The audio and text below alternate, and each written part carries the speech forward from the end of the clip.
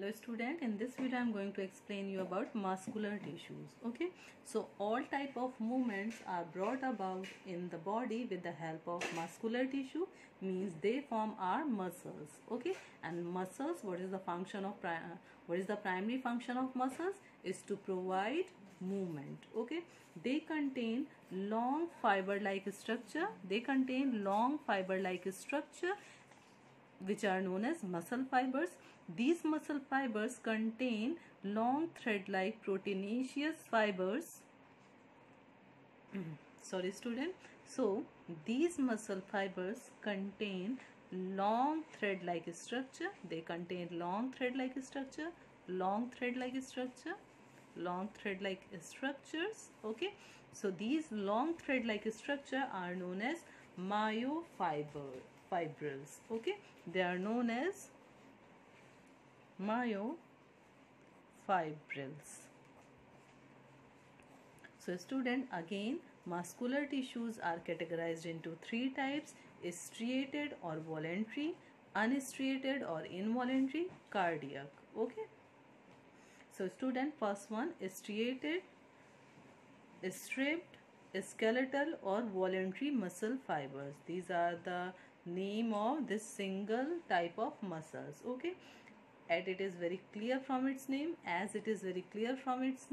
that they are voluntary in nature. Voluntary means they are in our control. Okay, so that is why they mainly present in our arms and our legs and body wall, face and neck. Okay, so that is why we can control the movement of legs, arms and neck and face. All right, these muscles contain means from the outside they contain a elastic layer. Okay, this elastic layer is known as sarcolemma.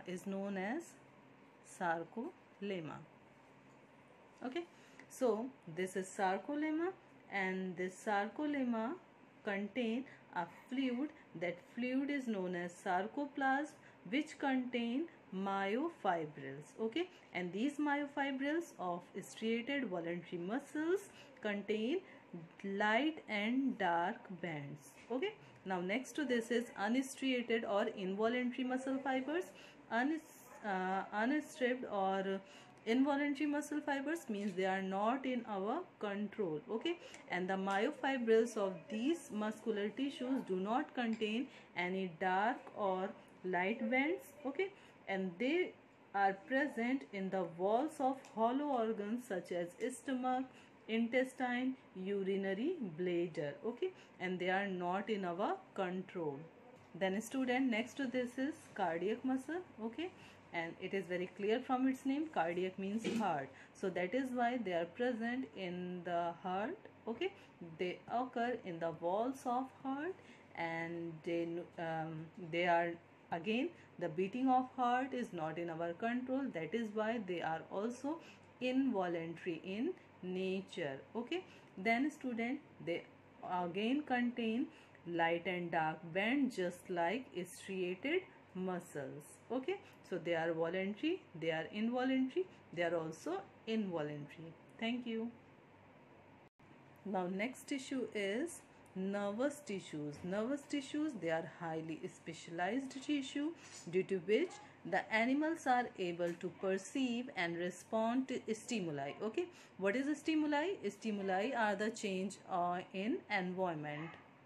So student, nervous tissue means tissue, it contains cells. Okay, the basic cells means the structure and basic function of this tissue is a cell, and the cells of nervous tissue are having a special name. That name is neuron or nerve cell. Okay, so nerve cell or neurons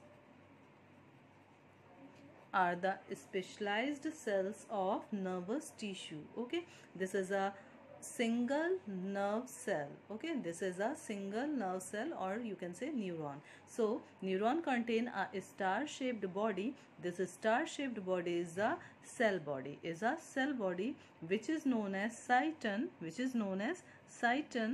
or perikaryon. Okay, This one is cyton or perikaryon. Okay. Now next to this is many small hair-like projections are emerging from this cell body, means from the cyton.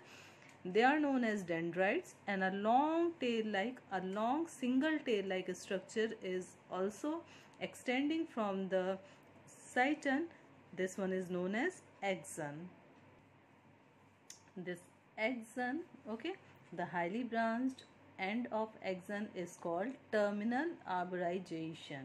Okay, then the terminal arborization of one axon of one neuron is very close packed to the dendron of the another neuron, means this is the axon of one neuron, again it is attached with the dendrites of next neuron. Okay, so this close proximity of two neuron is known as synapse. Okay, that one is known as synapse.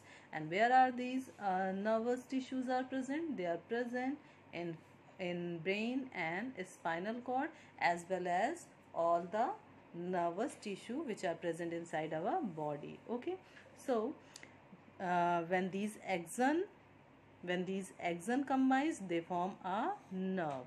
Okay, when nerves combine, and these nerves capable in transmitting nerve impulse. Okay, they helps in the transmission of nerve impulse. I hope everything is very clear up to here. Whatever is given in your chapter, like do you know functions of all the tissues, whether they are plant tissues or animal tissue, kindly complete them. Okay, and if you come across any confusion, kindly ask to me. Okay, take care.